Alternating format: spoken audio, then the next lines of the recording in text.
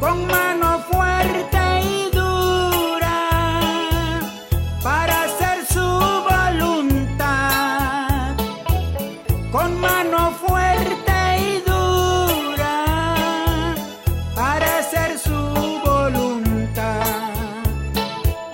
Jesucristo me dijo, si al cielo quería llegar, que no sirviera este mundo, la vida me iba a quitar, que no sirviera este mundo, la vida me iba a quitar.